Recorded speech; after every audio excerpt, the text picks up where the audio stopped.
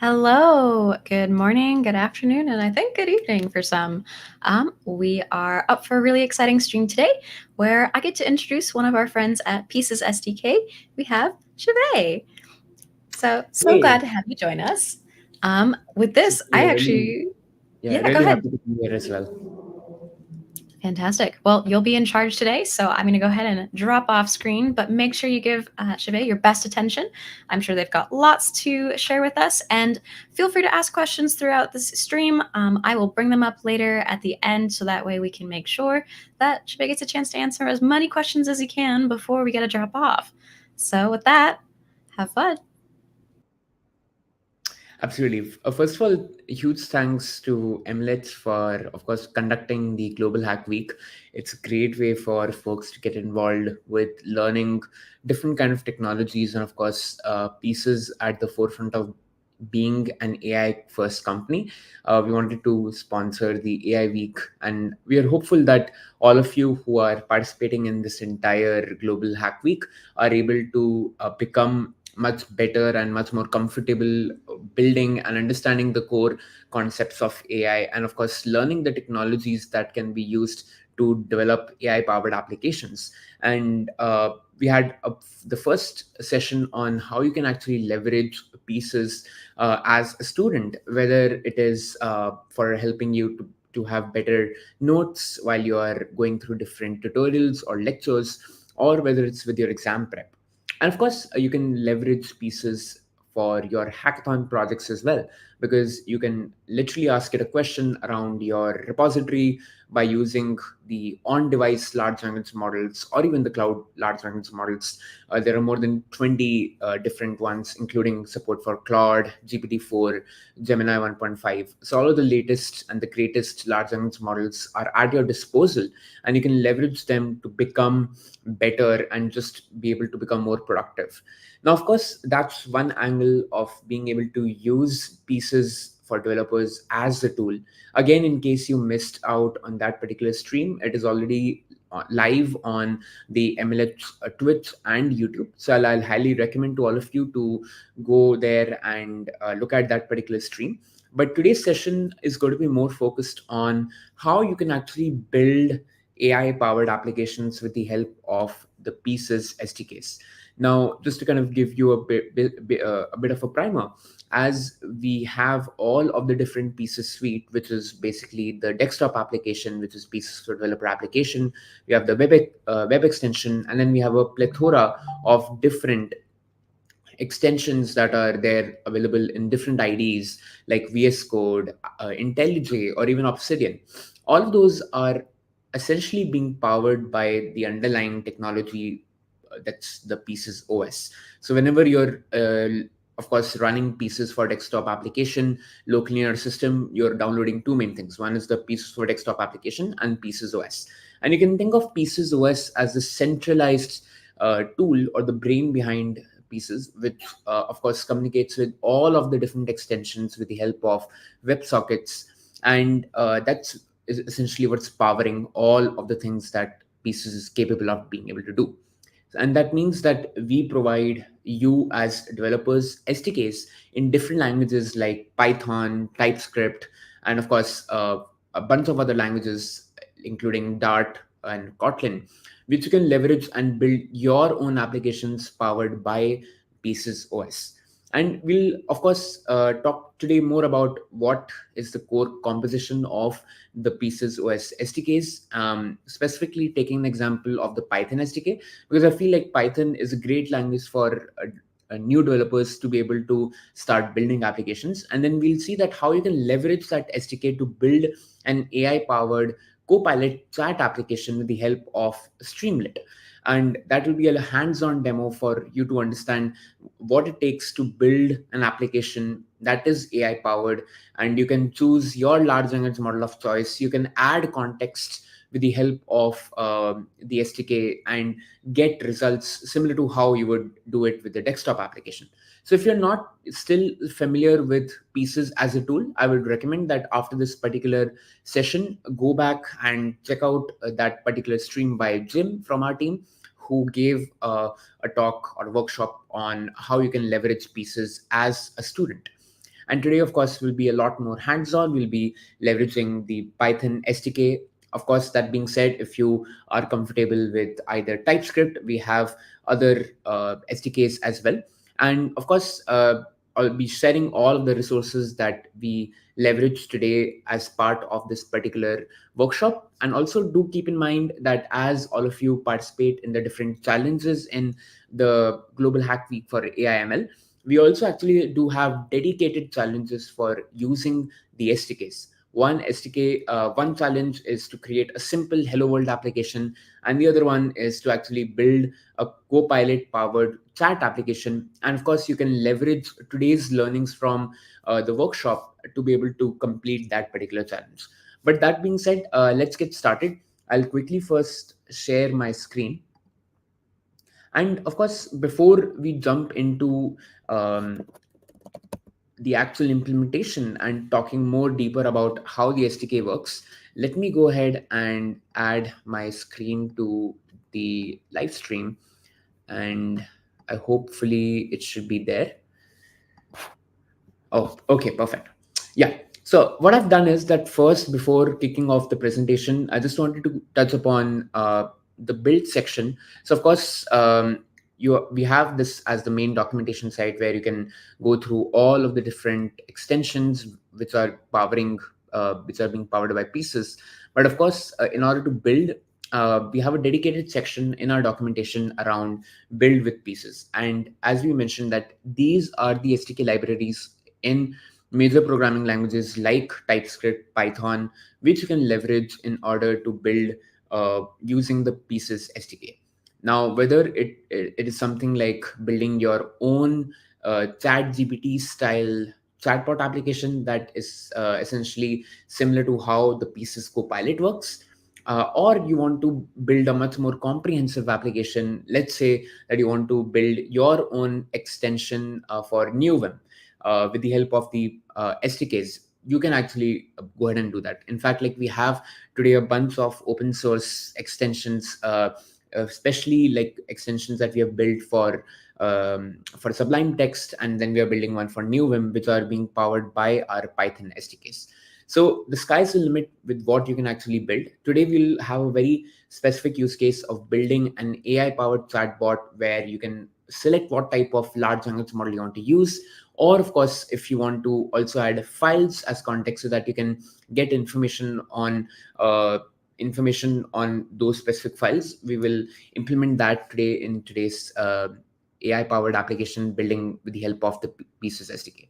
But yeah, I just want to quickly touch upon that there are different SDKs and all of them are open sourced. So for example, if you want to check out our Python SDK, we have dedicated documentation on the Python SDK, including how you can actually go ahead and install it, what are the main components, and of course, if you're interested, all of these are open sourced as well. So for example, if you want to check out the source code for all of these, there are dedicated projects. And of course, we also have some example projects that showcase the implementation of these particular SDKs, including projects built in Python, TypeScript, React, Svelte. So these should give you a much better idea of how you can actually leverage Pieces SDKs in a real world scenario. But yeah, that being said, let's jump directly into now understanding how what is the core structure of these SDKs, what are the main endpoints that you can actually leverage, and then you will start by building a project with Streamlit. And before, since we are today going to be using the Python SDK, I'll also just like to focus on one particular project, which is Streamlit. Now, in case you haven't previously uh, used Streamlit, so Streamlit is a very immensely popular Python framework which can be leveraged to build AI powered applications, or even just giving you visual UI components. If you are a data scientist, if you're a machine learning engineer, you can leverage the Streamlit as your framework of choice. And that means that you don't have to write custom JavaScript, HTML, and CSS, because it provides you out of the box components for being able to create visually pleasing applications. And there is a specific generative AI section as well, which you can leverage to be able to build off the fly generative AI powered applications without again having to worry about the components or designing the UI. Because of course, if you are a pure Python user or don't have much experience with JavaScript, HTML, CSS, Streamlit has got you covered. So here example is a very simple code of less than 30 lines of code where you can build a simple chatbot that's in this case powered by OpenAI, but we'll be building a similar type of a chatbot that will be powered instead with the help of the Pieces SDK, right? And that being said, again, you don't have to worry about all of the UI components. All of that will be shipped directly using Streamlit. So Streamlit is a great way to build AI powered applications with the help of Python, and that's what we are going to be leveraging today and building in our live hands-on demo. That being said, let's get directly into understanding how the Pieces SDK works, and then we will jump into the actual implementation as well. So as being said, that for today's session, I'm going to be focusing on the Python SDK. But that being said, we are not just actually limited to using Python. You can leverage other SDKs as well. So primarily the Pieces OS Python SDK is of course specifically for Python, and then we will jump into how we can leverage it. So right at the bat, the first thing that you'll have to do is when you want to start using the Python SDK, you can install it by using pip install Pieces OS client. So that's the parent SDK that you will be downloading today, and we'll be following these steps later in today's session as we will jump into the actual implementation as well. And I also see some of the folks in the chat asking specifically about what are the challenges for this particular session. So if you go to the Global Hack Week later after this particular session, we have two dedicated challenges where you have to use the Python SDK or the any SDK of your choice, whether it's TypeScript, Python, and then build a Hello World application and a chat application. So feel free to go through those particular challenges by leveraging the knowledge that you gained today. So the first thing is how do you actually get started by using the SDK? You can install it with pip install Pieces OS client. That's the SDK that we have published on the PyPy website. In case you are using npm for TypeScript SDK, we have documentation on how you can install it. So again, just for folks who have just joined in today, we are going to be focusing on the Python SDK, but all of the concepts that I covered today are essentially applicable when you're leveraging something like the TypeScript SDK as well. So let's proceed further. Now, the core elements of the SDK are essentially three main things, right? The first thing is the API client, which is essential for ensuring all or managing all of the requests that come into the Pieces OS client SDK, and it stores the crucial data and information about and the metadata about the user and the kind of application that you're basically developing. Then we have the models, which essentially define the structure of these response bodies. And we have finally a different set of APIs, which are, of course, offering different functionalities. For example, if all of you folks have managed to try to use Pieces as a tool, you might know that Pieces originally started as a code snippet management tool. So all of the code snippets that you store inside of Pieces are essentially getting stored as these assets, which have a lot of additional metadata, such as things like the the actual explanation of the code snippet and then some of the related links. So we have dedicated APIs where you can store and manage and create new code snippets and turn them into assets and store them inside of Pieces. And then we have let's say the QGPT endpoint as well, which is of course the endpoint that we'll use today to build our AI powered chatbot application. And in this case, the QGPT endpoint is being used inside of the Pieces Copilot. And I think it'll be good to also explain as we are kind of going over the structure of these SDKs or these particular endpoints, I'll also then touch upon by showing you inside of the actual Pieces desktop application how these are actually being used behind the scenes as we'll start to build the entire application today. But for today's session specifically, we are going to be using the QGPT endpoints, which allow you to interface with the LLMs inside of Pieces and get responses based on whatever questions that you ask. So a really ideal use case of building an AI powered chatbot. So those are the primary elements of the SDK. And we'll be using, of course, the API client to define and start using the actual SDK itself. And then we'll use the QGPT endpoint API in order to interact with our chatbot that we'll be building today.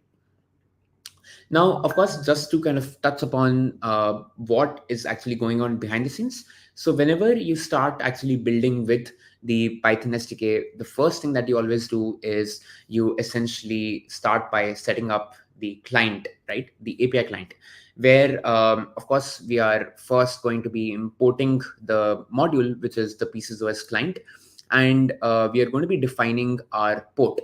So the Pieces OS itself runs on the localhost 1000 in case you're using Mac or Windows, or if you're using Linux, it will run on port number 5323. So when you are defining or you're about to set up Pieces Python SDK, you'll first start by defining the configuration, in which case you define the host. Now, if you're using a remote host, then it'll be a bit different, but this is generally the way that you'll start to define, where you first define the port at which you're actually running. And then once you have defined this configuration, we essentially go ahead and initialize the Pieces API client with this particular configuration. And this API client that you see in the last line of the code will be used for all of the subsequent requests that are going to the Pieces OS.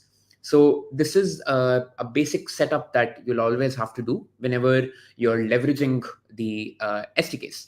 And I think now it will be a good time to start with showing you how this goes or how this can be used into effect. So what I'll go ahead and do is I'll also share my entire screen, and I will go ahead and create a new project. So let me go and also open up a new terminal. Give me 1 second. Until then, if anyone has any questions in the chat, feel free to drop those questions in, and I'll be more than happy to answer all of your questions that you might have.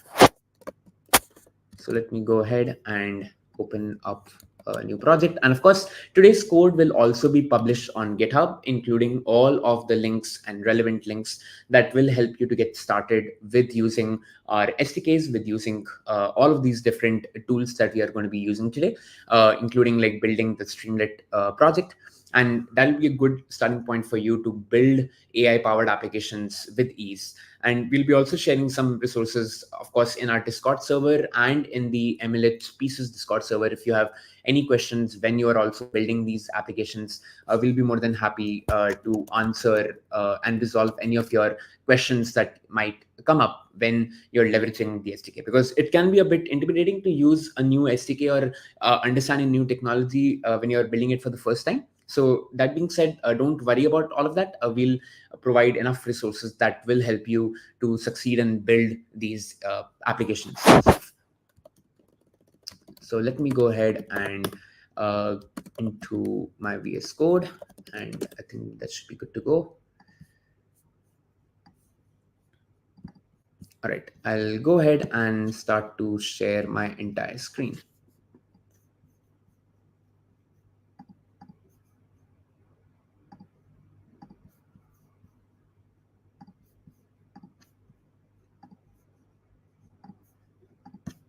All right, I hope everyone is able to see my entire screen. Let me know if you are able to see this. Can just want to confirm in the chat section if all of you are able to see my screen. All right, perfect. Okay, so we now go ahead and get started with the application. Let me open the terminal. And of course, a great thing about building with the Pieces SDK is that I can actually use Pieces Copilot, including the live context feature inside of VS Code. And of course, when you are going to be building with Pieces, just ensure that you do have Pieces running. So in case you haven't already downloaded Pieces OS, ensure that you actually are having Pieces installed locally in your system, so that you can leverage the SDK, and you can, of course, you can make calls to the SDK, because of course, if you don't have pieces running, then you'll not be able to run that. So ensure that you have the Pieces OS running inside of your application, and that will ensure that you are able to successfully work and build using the Pieces SDK. So let's go ahead, and first thing that we saw in our setup was to go ahead and install the Pieces OS client. So we will go ahead and use this to install the Python SDK over here. Of course, I already have it installed, but in case you haven't, just do a pip install Pieces OS client, and that should be good enough for you to get started. Now, in order to actually start building with the SDK, I'll go ahead and create a new file. I'll call it pieces bot. So let me go ahead and create a new pieces-bot.py. Now, of course, we'll also look at how you can leverage the different components within the SDK. So, of course, as we mentioned, that the first thing that we'll start off with is understanding how to define the API client. So I can actually go ahead and copy this code right here and import it inside of my file. And we'll first just go ahead and try to see if we are actually able to get the client set up. So let's say that I'll just print the result that I can get from API client, just to ensure that yes, we have this correctly configured and up and running. So let's go ahead and now just try to run Python pieces bot py. So in this case, you can see that we have the Pieces OS client running successfully. At least, of course, the kind of output that you'll see is just an entire object body. So we'll be writing much more further code, which will allow you to also then be able to print further information about the SDK. So in this case, we are leveraging the localhost port 1000. In case you're using Linux, then it will be 5323. So this is the initial starting point, where what we have done is right now we have initialized our API client, and the next step would be to go ahead and understand some of the other aspects of this. So the next thing that we are going to be touching upon is basically the connector API. Now, the connector API essentially, and again, I'll touch upon what exactly it's doing is, so the first thing is that once we have initialized our API client, now we want to go ahead and actually start to create an application using which we'll be able to then make calls to the actual QGPT endpoint or any other endpoint for that matter. Now, in this case, the seeded connector connection, and of course, specifically when we are looking at the connector endpoint, right? This allows us to understand some additional metadata about your system. So it tells you, hey, what is the operating system that we are using? It will then go ahead and create the connector API, where we are now passing on the information about your data, about the application that you are actually building. That includes the localhost and the platform, that's the operating system that you're using. And of course, you'll find certain other application information about, such as whether you're building, like, let's say, an open source application, or let's say you are building an extension. So all of those can go inside this seeded track application that gives you much more additional metadata. Now, of course, we do have some of our dedicated wrapper SDKs, which allow you to not go too deep or have to worry about using this connector API endpoint in the first place. But it's just important to understand that what actually goes on behind the scenes when you're trying to actually build, when you're trying to basically build with the Pieces SDK. And then we also have a dedicated well-known API. So this is just there to see that whether the actual API, whether your application is actually able to call the Pieces OS, because of course we typically use WebSockets because Pieces OS is running on localhost 1000. So we are constantly ensuring that the application is making calls to the SDK and we are able to generate response. So typically how you will have always like a well-known API which allows you to ensure that there is always a healthy connection being maintained. So this allows you to be able to ensure to do that. So let's go ahead and try to see whether we are actually able to get this connection. So in this case, what we have to do is we will import the well-known API. So in this case, we can go back to our application and we can copy this over and see whether we are able to get a successful connection. And by the way, like this particular example is also there on our docs. So if you go to docs.pieces.app, in the build section, we have a dedicated starter example, which kind of essentially touches upon all of the different things that I've covered so far, which includes setting up your configuration. And then, of course, we'll start with setting up a new instance of our application, right? So this will be readily available for you as we will build this entire application, and of course the resources that we'll share with all of you, all of this will be readily available for you. But of course, let's go ahead and quickly see if you're able to use this and get the version. So we can print both the version as well as the health, and quickly just use this quickly. Let's go ahead and run our code again. So we'll just do a Python pieces bot.py. So in this case, of course, we haven't defined our API client. So let's also go ahead and define that.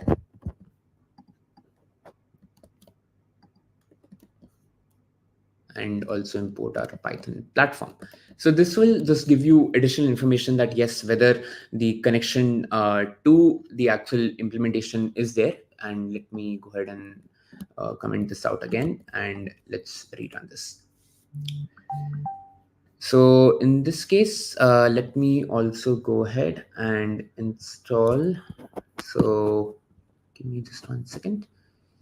This is client. Also import. I'll also go ahead and import this as client. Yeah, to fix this. Okay. So now you can see that it gives me both the version of the well-known API as well as health. So it says that health is okay because we are connected to our SDK. So ensuring that yes, we have successfully connected to our Pieces OS client, and this is just helpful for you to always maintain.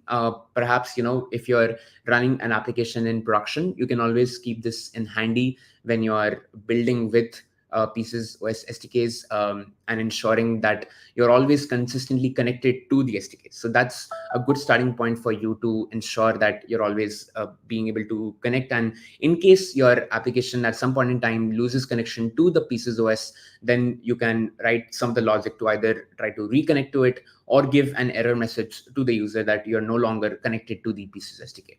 So that's a good way to get started with that.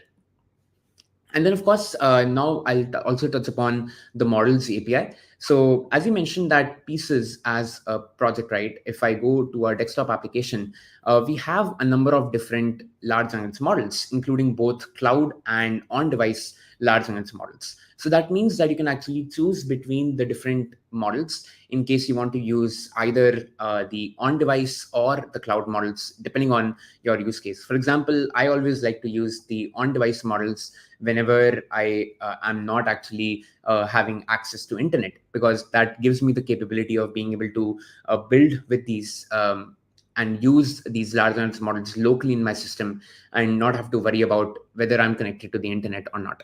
So all of these models are having specific model IDs inside of Pieces OS. And essentially, we have a dedicated API, which is the models API, which allows you to be able to select what type of model do you actually want to use. So in this case, we'll go ahead and also import this entire code sample, which leverages the SDK. And in this case, let me go ahead and also add all of this over here. So in this case, what I'll go ahead and do is I will use this, and I think this might not be formatted correctly. So let me go ahead and ensure that this is formatted. All right, perfect. So this should be better now. All right. So what we'll do is that we will also import the models API directly over here. So we don't have to reuse this, and we can go ahead and print this out. But now what we are going to be doing is that we are using the models API, in which once we initialize the API client inside of our models API, we have the model snapshot function. And within this model snapshot function, it basically gives you all of the different models, both the cloud or the downloaded models, including their name and the model ID. And of course, whenever you're leveraging any particular function, for example, the one that we'll use today, where you are, like, let's say, using the QGPT endpoint, where you can ask a question to Pieces OS, and you want to ask it to a specific large language model. In this case, for example, within the Pieces desktop application, when you basically select the type of model that you want to use, we basically pass the model ID in the QGPT endpoint. So this is a good way to basically select what type of model you want to use. But let's just go ahead and run this very quickly, and you'll be able to see that this essentially enlists all of the different models that we have, including the model IDs. And again, it's totally up to you, the one that you basically wish to use. So these IDs are uniquely generated for everyone. So whether you are, so like it will be uniquely generated UUIDs for these specific models in case of everyone, right? So the UUIDs that I have for these models in my laptop are unique, and of course, if you're leveraging it, will be unique for you. So typically, you will pass the model ID with the QGPT endpoint, so that you can ask the question or the prompt that you're giving to a specific model, right? And we'll see that in action when we actually leverage the endpoint. Now, let's also talk a bit specifically about the QGPT stream endpoint. So, of course, as I mentioned, that we have essentially different types of API endpoints, including for models, for displaying all the models. And then we have the QGPT endpoint, which allows you to be able to do real-time chatting with the Copilot. So what we are essentially doing over here is that we are basically creating a WebSocket class, where we once we initialize this WebSocket, we will essentially we are able to send messages and receive the messages back from the QGPT endpoint via the API stream. And over here, what you'll see is that we have a dedicated conversation ID, right? So whenever you are interacting with the Pieces OS, even in the desktop application, you see that we are able to actually create a new chat, and these are called as conversations. So every single conversation has a unique conversation ID, and inside of Pieces OS, we are storing all of these conversations based on their conversation ID. And when, like, let's say if you want to build your own chat application powered by the QGPT endpoints and with Pieces OS, you'll typically involve using or having to pass a conversation ID. Now, of course, if you're creating a new conversation from scratch, that will help you to generate a new conversation ID, and then you can always prompt and basically send new messages to this particular endpoint. So of course, let's go ahead and look at if you are able to implement this particular code logic inside of our application over here, which we'll leverage over here. And again, what I'll do is I will use this to import these specific endpoints, which is the QGPT stream output and the stream input. And I'll also go ahead and import WebSocket, because we need a WebSocket request to be able to get a streaming response. Now, we do have endpoints where if you don't want to like create specific WebSocket implementation, you can still just use something like a simple QGPT ask endpoint, so that you can find. And by the way, like, all of these APIs have been defined inside of the documentation, so including the models API that I showed you. And then we have, of course, the QGPT endpoint, and the one specifically that we are going to be using right now is, for example, the QGPT stream, which of course provides you a WebSocket connection to be able to input your prompt to the QGPT endpoint. And then you can also actually add context. For example, in the desktop application, we are able to add files and folders and even code snippets as context as to the conversation. So those can be added as well while defining and while using the endpoint. But let's say that if you don't necessarily want to use a WebSocket connection, we also have the QGPT endpoint, which you can leverage, or the ask question endpoint, which you can leverage, and that doesn't need a WebSocket connection. But that means that you'll not be able to stream the response. You'll just directly get the response and you'll be able to render it. So we'll see both of those in place in action today. But this is a simple implementation of how essentially this kind of looks like. So of course, when you're defining your entire application, you are going to be using the QGPT endpoint stream input, QGPT question input, where you are basically going to be passing your query, the application ID. So this is the application ID that we discussed in the first part, where you basically define what is the application that you're building. And then we essentially create a new seeded connector endpoint. But that being said, this is a quick example of how you would essentially do it. But of course, you don't have to worry about all of this implementation, because we have a dedicated SDK that's essentially a wrapper SDK built on top of the Pieces OS, and which we have already shared in the resources. But it's basically this Pieces Copilot Python SDK. And what you'll see is that in this implementation, in the client.py, we have already gone ahead and done all of that heavy lifting that we just kind of covered right now, which includes, of course, the configuration endpoint and setting up a new API client. And then, of course, defining things such as the QGPT endpoint, which is over here, which is the QGPT endpoint. And of course, like creating the application. And then we have dedicated methods that we have provided to you, where you can actually, for example, if you want to create a new conversation, we have the conversations endpoint, which you can import by using the Pieces OS client. And all of their implementation has been already provided with this particular SDK. So in theory, you just have to actually leverage this wrapper SDK if you don't want to dive too deep into having to build, any of these applications from scratch. So we can leverage this wrapper SDK. And again, we'll be sharing resources for this wrapper SDK as well. And here you can see specifically an example of the ask a question endpoint, where you'll see that we are using the QGPT question endpoint, where we send the query. We have the relevant object. So this relevant object will essentially have all of your additional context that you're adding. For example, if you want to add files or folders as context, those will get passed in the relevant endpoint.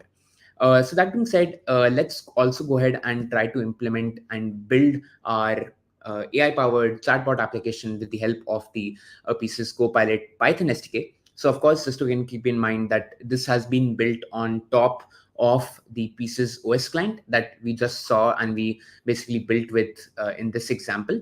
But let's go ahead and now I'll go ahead and comment out all of this. I just wanted to first touch upon, of course, the core Python SDK itself, because you can still leverage that particular endpoint, like all of these endpoints, directly using the Pieces OS client. But if you are willing to just not have to worry too much about setting up the application and the API client from scratch, you can leverage these wrapper SDKs that we have provided for being able to very quickly build around the Pieces OS. In case you are a bit confused about what is a seeded connector, what is an API client, all of that, you don't have to worry about using that. You can directly just use the wrapper SDK as well.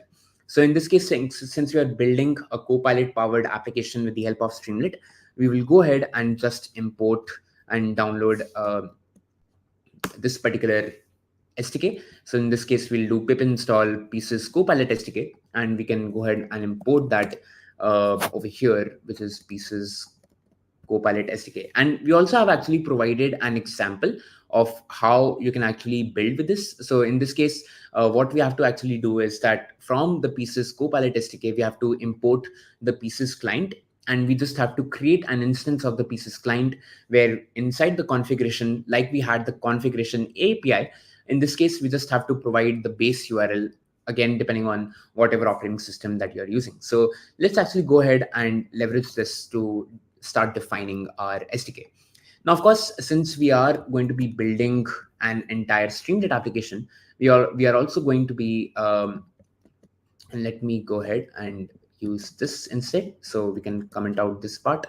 And let me just ensure that we have some clean space over here.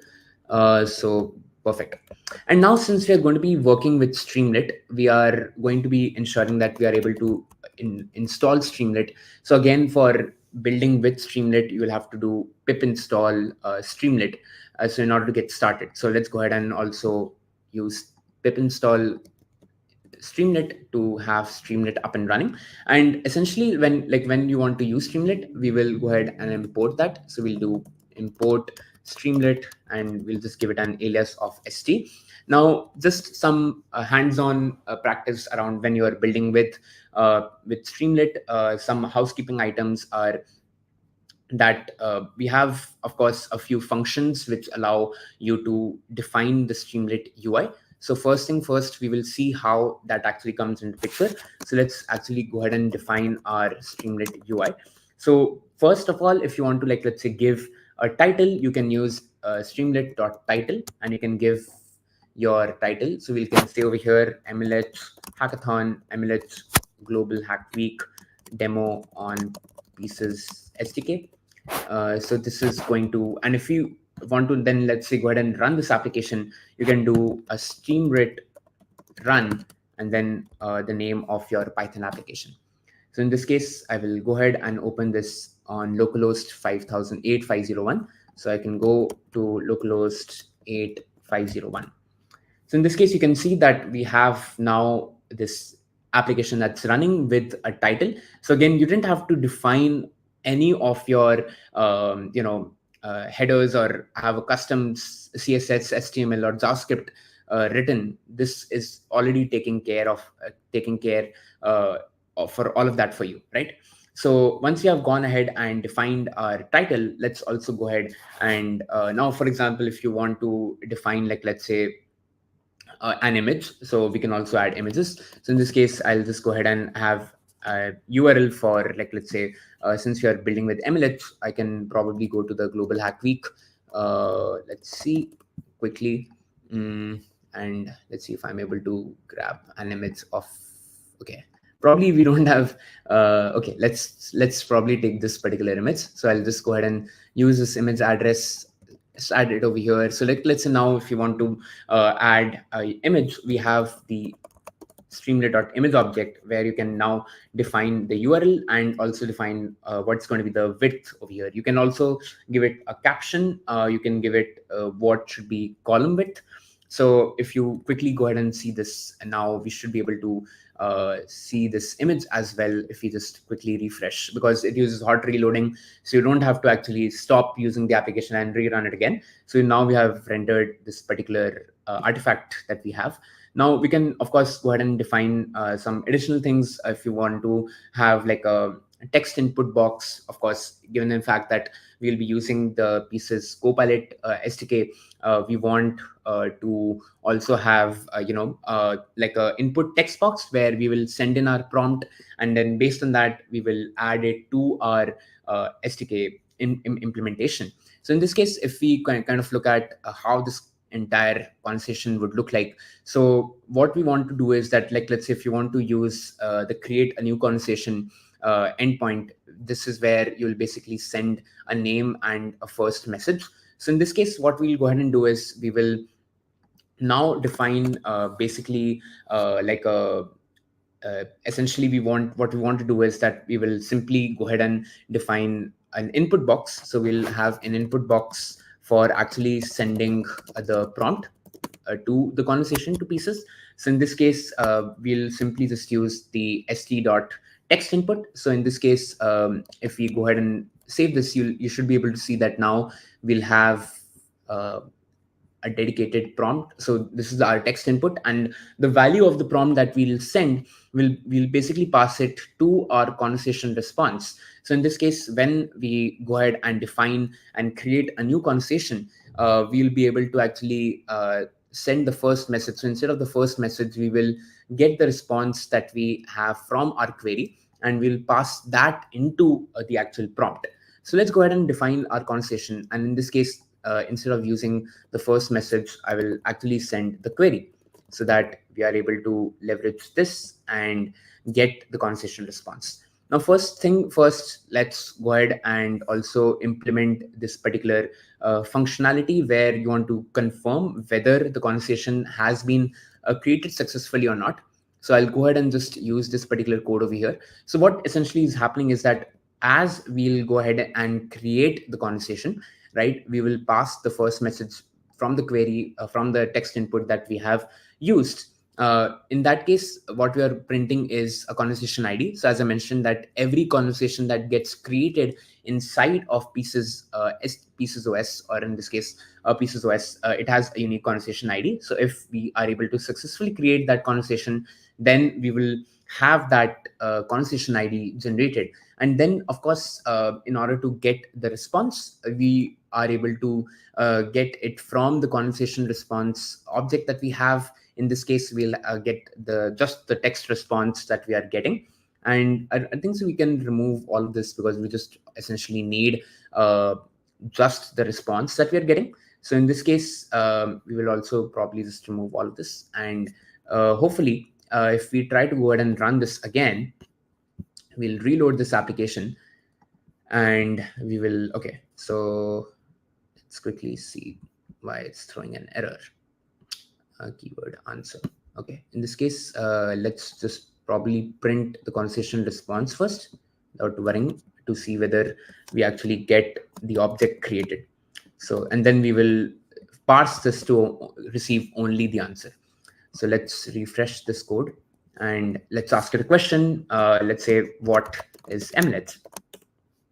And of course, right now you don't see anything being printed inside of the streamlit. This is where we'll now also create a response body to generate as part of our streamlit project. But here, if we go, you can see that we have successfully actually created a new conversation over here, and we also received an entire response, which of course is the entire structure that has a specific response, which is the answer. And this is the thing that we want to basically print, which is from the answer object, we want to print the text, because that is the text that is going to be responsible for being able to generate. So let's go ahead and now try to parse this entire conversation response object, from which we will have from the answers, we'll have the text. So that is what we basically want to print. And if you look at the response over here, what we are essentially doing as well is that once we have generated the response, you can of course get additional conversation details. But now let's say if you want to ask it a follow-up question, what you can do is that we can use the prompt conversation endpoint, where you will pass your follow-up prompt and the conversation ID. So the thing that what happens behind the scenes with whenever you're dealing with Pieces OS is the fact that you can create a new conversation. In this case, you see this, this is the conversation that now you can actually also see on the Pieces for desktop application, that whenever you ask a follow-up question to Pieces, it actually not only uses the previous conversation as the context, but of course, if you have added any files and folders as context as well, that is why you will typically use the prompt conversation endpoint if you want to ensure that your conversation with Pieces OS, with the LLM that you're using, also has context of all of the previous messages and the responses that you have sent as part of a specific conversation. So that is how you'll be able to then render the result, right? Now, of course, let's go ahead and render this response, basically the text output from so basically the text output from the conversation response, right, inside of Streamlit. So inside of the UI, right? Because of course, right now we have it as part of the answer. So we can simply just use the streamlit.write function, in which we will render and basically respond it with the answer and the text. We don't need to necessarily now use this. You can directly just go ahead and receive the response over here. So if I refresh, okay, there's some error. Of course, always happens with live coding. So let's quickly take a look that it just says answer is not there. Let's go ahead and ensure that this is accurate. So of course, in this case, what you will see is that the answer that you will basically get is whenever you're basically trying to get the response, the object over here that we are going to be using is the answer and the text. But let's try to figure that out quickly. And of course, the great thing is that since we are using live context, we can answer that we get this keyword error. So I can ask it, can you resolve this error that I just got?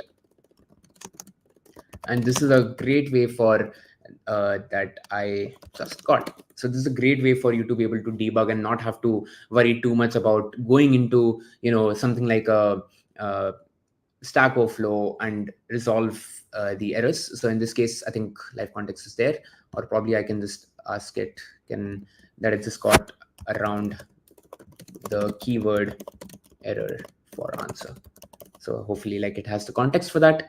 And of course, this way that you don't have to worry too much about having to shift between using Stack Overflow or having to Google. So you can leverage this over here. So of course, let's see that what it is able to see, that we got the keyword error and then it gives us the response. So hopefully the response object has the this particular result. And then if we just use the answer object, perhaps that should also work out well. But let's just quickly go ahead and run this. And of course, the great thing about something that I've mentioned. Okay, so live errors always cause live errors are always there. But yeah, I'll also ensure that we have all the questions coming in. So if we'll of course take note of all the questions that are also coming in. Okay, let's go back and ensure that we are able to get this up and running. All right, perfect. So okay, so yeah, it should actually be dot answer if I'm not mistaken. Let's see, dot answer dot text. Let's see if this runs. Let's refresh. Okay, it doesn't have dot answer. Yeah, always happens with live live. But let's see, hopefully we should be able to get this up and running. Okay, let's see. So what we want to just quickly do is resolve this here. So instead of using the conversation response, just trying to print the answer and text, but let's just do the response text. So actually, if you just print the text, hopefully this should work as well. So instead of basically using the answer, if we just pass the text, let's try to see if that actually works. All right. Let's see if this works. Okay, text is also not defined. This is a bit strange. Let me go ahead and try to get this fixed. Of course, always happens in a live demo. But I think because we were getting this response over here, we should be able to see that we have the answer, and inside of there we have the text. So if I just use answer, and then I think we can just print out the conversation.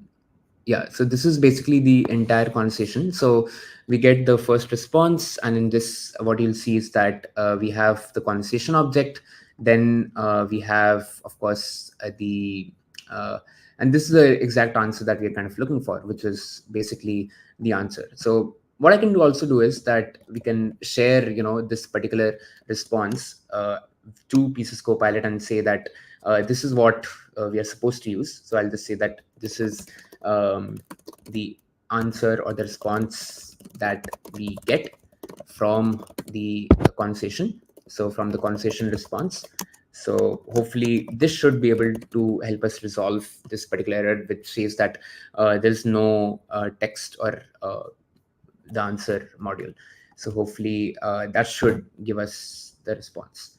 So in this case, it gives us that we want to basically print the conversation response dot id and then conversation response answer and text. I think that's what we are actually doing over here. So that wasn't necessarily helpful, but hopefully if we refresh this, let's see.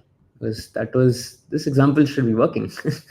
Always happens in our life answer, but hopefully, like what you saw was that when we actually printed this particular response, when we're not actually rendering this, we were able to print just the conversation here, and we can parse that to just generate. And if we go ahead and run this again, let's say I will ask it another question, what is mlet, you'll see that the response body that you get from this basically prints all of this over here, including the user message id and the response from the actual answer. So in this case, this is what we'll basically go ahead and print. So we can simply right now use the st.print to actually go ahead and print the response.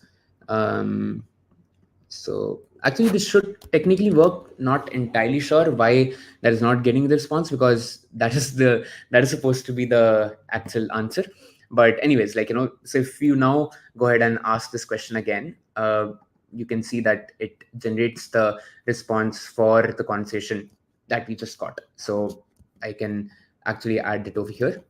So if I refresh, I can ask it a question. What is, let's say, WebSocket in Python?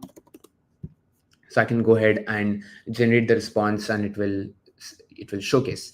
So here you can see that it generates the entire response, where we have within the answer object, we have the text field, which is the actual answer getting generated over here. So this is a quick example of how you can actually very quickly generate like a live Copilot experience, a chatbot experience. Now, you can also leverage the models API to select what type of model you want to use and then pass that as part of the endpoint.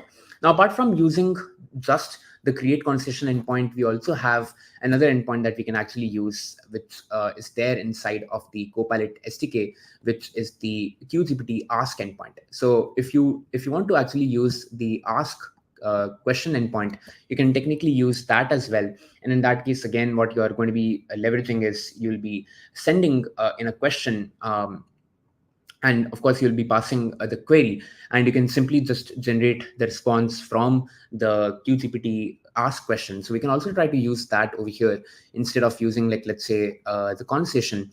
We can go ahead and actually use over here the pieces client. So let's say that we get response is equal to pieces client dot ask question. And in this case, when you basically use the ask question, in this case, you will of course have to pass a message, which is of course the query. So in this case, our object that we want to basically accept is the query. So you have basically both the options. If you want to just ask a one-time question, if you don't want to actually necessarily create a conversation, you can use the ask question point. But of course, if you want to create like a conversational chatbot, in that case, you will have to actually use the create conversation endpoint. And here I have another implementation. Since we are running out of time, I'll also just go ahead and create another pieces bot 2.py. And here I have another implementation where I'm also then using a follow-up conversation, and I'll quickly also run this pieces bot 2.py. And here you can see that another thing that we have added now is that we have also added this thing about that if you want to, of course, like have this kind of a chatbot interface. So here now what I'm doing is that we are actually going to be having this sd.session state. So whenever you are creating a new Streamlit project, you initialize a new Streamlit project, you can maintain a session state that will be limited to when you are currently running your Streamlit project. And imagine that, of course, when you're having your conversations, you can think of it as an array of the questions and the responses that you basically get from Streamlit, right? From the chatbot and from pieces that we are using. So in this case, what we'll do is that we initially just initialize an empty array. And then initially what we'll do is we will essentially append a new message to it where we are giving it the role of either the user or the assistant. So if case it's the assistant, we will show like a chatbot like icon. And in this case, we are, of course, the first question that we are just passing on is ask anything to the Pieces Copilot. And now what we are going to be doing is that within this particular state, we will go ahead and create a new conversation that we just saw. And here in this case, what we'll do is that based on the role of the user, we will go ahead and, of course, use the query, and we will pass that query to our endpoint. So in this case, what we are going to be doing is that once we have created a new conversation, we are going to be using the prompt conversation endpoint where we are passing in the message that the user has sent as part of their query. And then we also pass the conversation ID. And once we generate the response, we simply, of course, use the markdown formatter that's natively built in inside of Streamlit to generate the response. And then we append it to the session states messages array, and which will generate the response. So if I ask you the question, implement WebSocket in Python, it will, of course, generate the entire response for us. And then as you can see that it renders this, and it essentially just appends it to our messages array. And now I can have a conversation, like a follow-up conversation, continue to have that follow-up conversation, because we are using the prompt conversation endpoint, which allows you to keep on having those conversations. And if you go ahead and see the Pieces chat here as well, you'll see that we basically are able to render all of that over here. For example, this is the implement WebSocket in Python. So we are now, if I ask it a follow-up question, let's say how to close this WebSocket request. So as you go ahead and add this, you basically append this to this messages inside of the session state. And then once we receive the follow-up response, all of those get appended to your Streamlit project over here. And then what you'll see is that this also shows up as the follow-up conversation message that is being sent to Pieces SDK. So this is a good Excellent. example to highlight that how quickly within a few lines of code, in this case it's less than 38 lines of code, we have been able to actually leverage the Pieces client SDK and build a chatbot powered application with the help of the Pieces SDKs.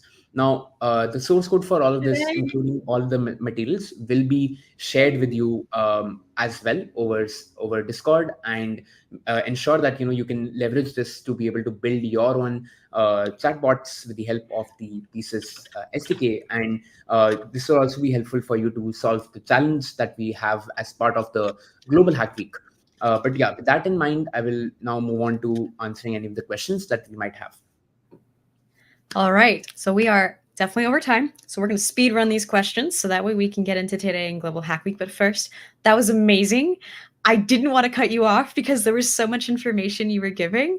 So thank you so much. I know that hackers are definitely going to come back and check the stream because there is so much you just gave them, especially in these last 10 minutes. You were on a mission and you have succeeded. Chat is in fact correct. I think a lot of people here are really happy with how in-depth you've gotten a chance to go with them. And so we really thank you for your time. Clearly, people love that this was their favorite workshop so far, even better. But again, we're speedrunning questions. So we didn't have too many because, again, you did such a great job. Really, I understood and I wasn't like 100% dialed in, but it was still great. Which is that people are asking for, first of all, the GitHub link. They'd love to see what other workshops they can follow along with, but also back check what you've been doing today. And then like a lot of people would love to see the repo. And while you go ahead and pull up a quick link to share in chat, I did see a question that would be better asked today in Global Hack Week. It's coming up right after this, so go ahead and ask them again when they ask you for questions. Your bug should have worked. So perhaps that's a bug report according to chat. But I'm sure it's just live coding as it normally is. Yeah, Um, always, let's always the see. case. Let's see. Very quickly, if you don't mind giving us a quick overview of the Hello World challenge in TypeScript, Harbinder would love to know. Yes, absolutely. So basically, and what you have to basically do in the Hello World challenge, and you can use both TypeScript or you can leverage the Python SDK as well. In that case, you just have to simply initialize the application similar to how we did it at the start of the session. If you just get installing the SDK, importing it inside of a sample TypeScript project, and even just print, like, let's say, the list of the models, right, that we showed you in today's workshop, that should be good enough. That's what we want. We just want to ensure that you are familiar with being able to use the SDK and import it and just create that first set of, that first hello world with whenever you are learning with any new SDK. We just want you to do that. So totally up to you if you want to do only using the health check endpoint to see whether yes you are successfully, your application is actually able to successfully connect to the Pieces SDK, right? Or if you want to probably build a larger application, totally up to you. That's just for you to ensure that you have successfully installed the SDK and you're able to write the code. Excellent. I see a few more questions that might be better asked at Today in Global Hack Week. But with that, we'd like to thank you so much for your time and also to the Pieces SDK team overall. This was a great workshop. We are so happy that we got to spend time with you today. And truly, Global Hack Week could not be what it is without the lovely and amazing workshops that our sponsors come in to give. We know that you're reaching a lot of people all around the world, and we look forward to seeing the projects that you all come up with. And we hope that our hackers wow you just like you wowed us today. With that, it's time for us to drop off. It is also, again, so many people are saying thank you. They loved it. You were so thorough. I really can't mention that enough. But it is time for Today in Global Hack Week. Which, if you have questions about more challenges, generally Global Hack Week things, MLH as a whole, give some love to our Today in Global Hack Week presenters. And we hope to see you at the next Global Hack Week, Shive, or even a future one. No, absolutely. Fantastic. I really love MLets, and it's so good because earlier I was always involved as a student, and this time working with Pieces and getting involved and helping other students is just the world coming, around for me. Oh, So it's, amazing. I love full yeah. circle stories. Yes. Oh, that's wonderful. Well, We should definitely have a we coffee are chat sometime, Cecily. I would love to share about absolutely. my MLets top 50 story as well. That was a That lovely sounds like a experience. pretty great blog post. A lot of hackers would definitely want to read. Absolutely. All right. Well, thanks so much, everyone. Enjoy the rest of your day. I wish we had time for a break, but it's still in Global Hack Week. And you know what? That's just kind of how the hackathon goes. Got to go fast. All right. Bye, everyone.